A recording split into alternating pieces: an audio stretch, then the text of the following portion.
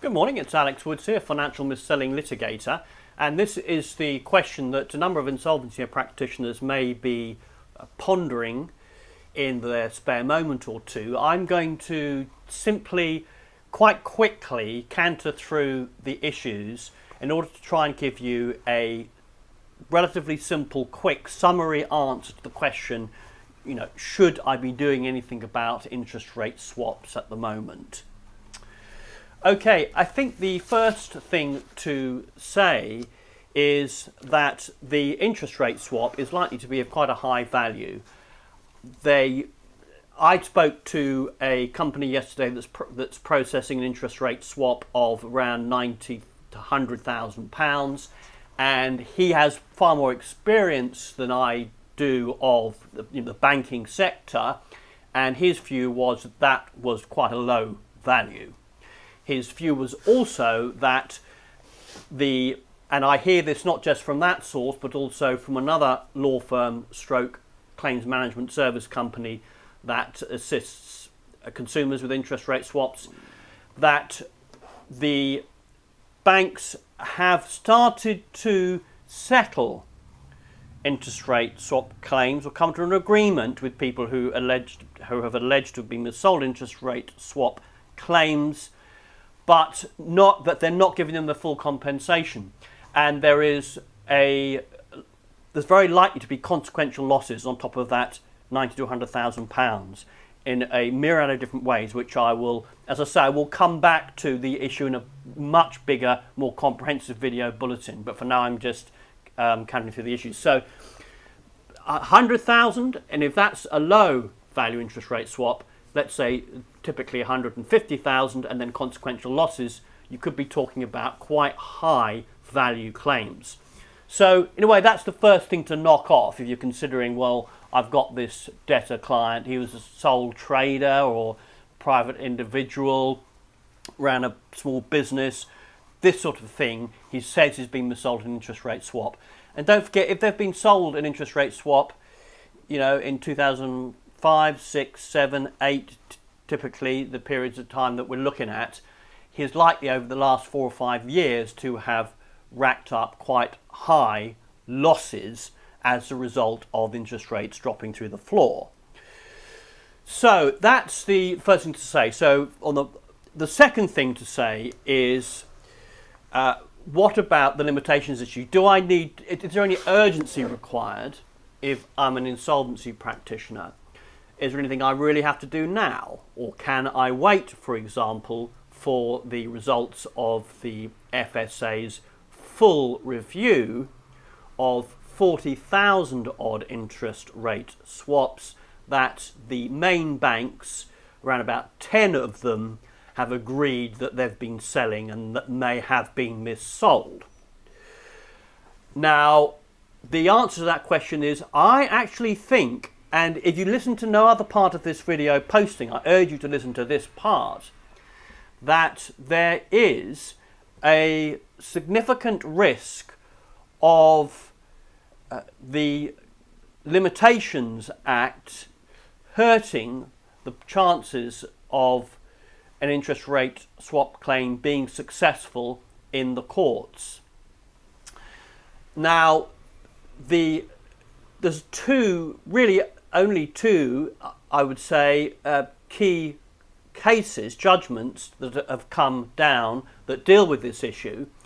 And the one that one's a Scottish case, and the other one is called Green and Rowley, an RBS. And that was an interest rate swap that was taken out in 2005, and basically they fell foul of the 6-year limitations rules and were unable to bring the most important head of claim that you can bring in these cases, probably breach of statutory duty, because of the 6-year limitation period that's expired. I've emailed the barrister who handled this case for further clarification, but it looks as if the claim wasn't issued until 2011, and then a substantially amended claim was issued in 2012, and you can see it's outside the Limitations Act period. That is a potentially big problem. And now, going through the courts is not by any stretch of the imagination the only way to deal with an interest rate swap claim, because, as I've alluded to, the Financial Services Authority, Conduct Authority as it's now called, have produced their pilot findings. They did a pilot test, and earlier this year they produced their findings and have commissioned a full review, and they have done the Chief Ombudsman has done 2 case studies on 2 sample cases that were discovered as a result of that review, and they are now and found against the banks for the consumers, and they have now commissioned this full review, and they think that interest rate swaps may well have been missold. You know, at the moment the wind is blowing against the banks for obvious reasons. So you can go and you can still appeal to Financial Ombudsman Service if you don't like the bank's initial handling of your complaint. So what I'm saying is going to the courts isn't the only way of dealing with an interest rate swap claim. Payment protection insurance claims in IVAs in insolvency, you know, you rarely need to go to the courts. You do sometimes, but you don't have to. You rarely would need to have to go to the courts. Now, in the case of interest rate swaps, I think you do need the option to go to the courts, and I will post on this on that longer video bulletin, and I'll deal with all the legal angles and the cases and the Financial Ombudsman Service's adjudications on the 2 sample cases, and I'll go into all that in some detail. But for the moment, I'm urging you that it's not enough to just stick your interest rate swap claim in with the FSA's part of the FSA's review. It won't be enough then if you're dissatisfied. There's an opt-in, so you can opt in to become part of a case that's being reviewed. I don't think it's satisfactory to wait, even if you don't like what the FSA's findings, to then appeal, or the bank's findings rather, to appeal to FOS. So I don't think that you're going to get satisfaction. Now, the reason necessarily satisfaction from going the FCA route, the review route, or appealing a case to the Financial Ombudsman Service.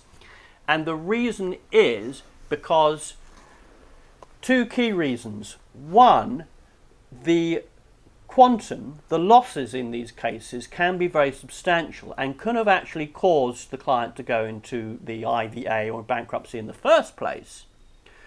A different again from PPI, where it's not often that the missold payment protection insurance has caused the person to go into an IVA, for example. That's substantial, because then you're looking at complexity. You know, just because it's a high value doesn't necessarily mean you need to go for the courts.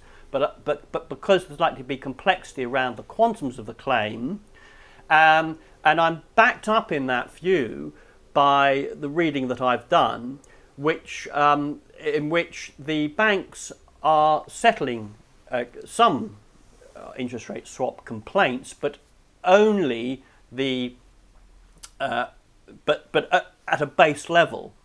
They aren't then making any. In other words, they're making quite reasonably low offers, and they aren't addressing the issue of consequential loss. Consequential loss, incidentally, is referred to in the pilot findings of the FCA, that one does have to take account of consequential losses. One has to take account of consequential losses whatever missold product you're dealing with. And I don't think the banks, I'm not sure the banks are doing it in PPI cases. I'm definitely not convinced that they're doing it in the early days of the interest rate swap scandal. What can then happen is, what the danger is, you can have the can kicked down the road, and you're going to end up a couple of years, 3 years, having tried the FOS route, having tried the FCA route, having tried the bank's own complaints route, being the good person who tries all of that, who tries to settle your dispute by dealing with the offender themselves, or the regulator, and missing out on the limitation period. Because if you've got interest rate swaps 2006, 7 already, you've missed limitations period on a 2007 swap. So I think that you need to consult a lawyer on this. Actually, it's a high value claim. It's complex. There are limitations issues. You may have deprived the estate of the benefit of £150,000. So keep your powder dry on having the option to get legal on interest rate swaps is what I'm saying. Don't just sit and wait for the FSA to complete its review. So that's the third thing so there is some urgency is what I'm saying. The third thing to say is that, well, the third key question around interest rate swaps generally is, well, were they missold? People have entered into a transaction, a little bit like a fixed term loan on a mortgage, a fixed term rate, and they've hedged it, the risk of interest rates going up, by purchasing an interest rate swap. So, and they may well be reasonably commercially savvy people. In the case of Green and Rowley, one of the very few cases in this area, one was a property developer, one was an estate agent. They had already had a 1.5 million facility with Royal Bank of Scotland. They were interested to learn about how they might hedge their bets and deal with the risk of a rise in interest rates. So,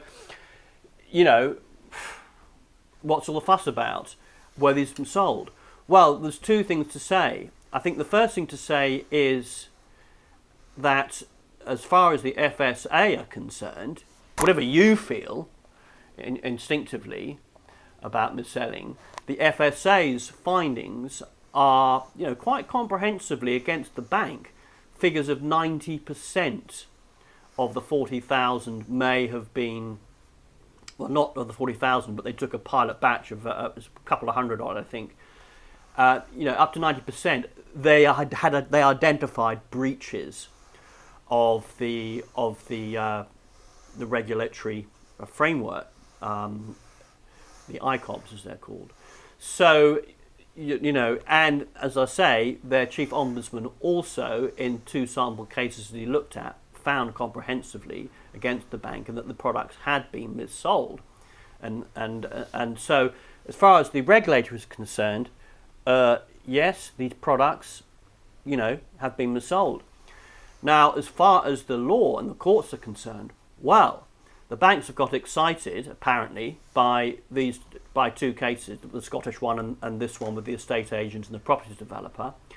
But the reason that the court found, and I'll just really only allude to the property developer and estate agent case, the reason that Judge Waxman QC found against Green and Rowley is, once again, it feels such a sort of, I often kind of surprised at people that they think that, in a way, the law is that complicated.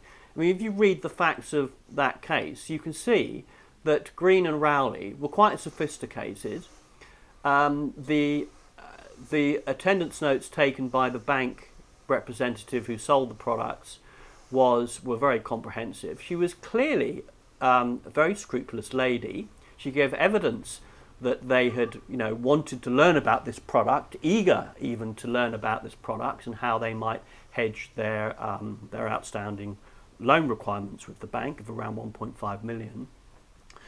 And you can see them quite easily being put in the category of reasonably sophisticated individuals, private individuals, and that the bank had put the cards on the table in quite a neutral fashion, and there hadn't been any elements of big pressure selling. Vulnerable client really didn't understand what an interest rate swap was. And as I say, it was time barred anyway, although that's not necessarily hugely significant. The point is that in that case, the judge found he was more, for example, the judge was more convinced. I will post on this case later on. The judge found the bank's evidence, the bank representative evidence, far more convincing than Green and Rowley. And indeed, Green and Rowley went to the lengths of doing a secret recording of their bank manager, which is all a little bit cloak and dagger, and that backfired. And so, you know, you look at the individual facts of the case. Now, so I don't think the current case law is particularly useful in drawing any conclusions about how the courts are likely to respond to interest rate swap claims. Indeed, I think that there's a possibility that they might decide in the favour of a lot of the consumers, private individuals, particularly as... Now, I've spent a lot of time now. I spent the last 2 days with my head in paper, reading all the cases, reading all the material. And it's taken a long time for me to make sense of what an interest rate swap is. And for my money, it's clearly a product that you'd expect to see in the financial services sector, in the banks in the city across the river from me here. You expect to see interest rate swaps, you know, being sold willy-nilly to everybody. But you know, to sophisticated people are also bankers or in the financial sector, professionals. But the thing that seems to have happened with these interest rate swaps is the commercial arms of the banks have saw an opportunity to sell them to Joe Public, and I'm talking about, you know, not consumers per se, the way you think of a consumer, but sole traders, private individuals, small businesses, partnerships of 2 people, shops, farmers is a classic example. People who are in business in a small way, or even if they're a farm, it could be in a big way, but they are non-sophisticated. And indeed, the FSA has created the sophistication test to assist the banks in making assessments on whether or not interest rate swaps are being missold. So I think, and when you start to drill into these products, for example, I've been told about a structured collar, which is a weird thing, which no one in their right minds would ever want to buy into. It's a particular complexion of interest rate swap. And the interest rate swap locks you in, and then the bank can vary the rate of interest on the main loan, because the interest rate swap is a separate instrument from the loan itself.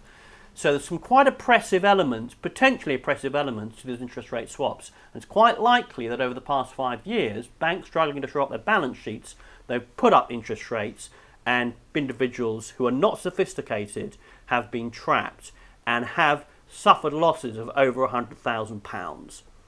Finally, I missed something I wanted to say that I just missed out. The other reason that that you can't necessarily rely on sending your interest rate swaps to an opt-in with the FSA review, or appealing to the Financial Ombudsman Service if ultimately you make a complaint to the bank that you don't like. The other reason that's not a route, which is a route with PPI cases, is because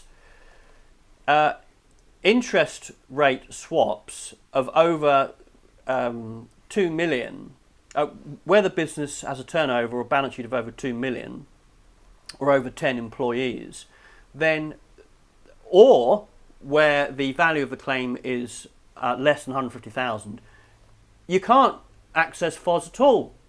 You can't access FOS at all. You can't appeal to FOS because FOS won't adjudicate micro enterprises and it won't make awards of above £150,000. So that's an additional reason to really to talk to a lawyer. You know, but I started off skeptical about the mis-selling of interest rate swaps, and I've delayed a long time. People have been asking me about it because they've got interest rate swaps, and insolvency petitioners have got interest rate swaps they want to talk to me about. I've been quite busy with the PPI and insolvency stuff, and it wasn't until 48 hours ago really when I really started to read through all the paperwork and get my head around it all that I've started to become convinced that there has been some mis-selling taking place. I don't want to jump on a bandwagon. I just want to represent individual people who have been properly ripped off, and I think this may have happened in the case of interest rate swaps. So to conclude, just having a quick look at my note here, I think that interest rate swaps are high value. There are limitations issues. Time is running on this. So 6 years, if you've got an interest rate swap was sold at, where are we now, 2008, 2007, you need to look at it, talk to a lawyer or talk to someone, a fellow professional about this. High value claims, £150,000 plus with consequential losses, you can't go through the regulators' complaints handling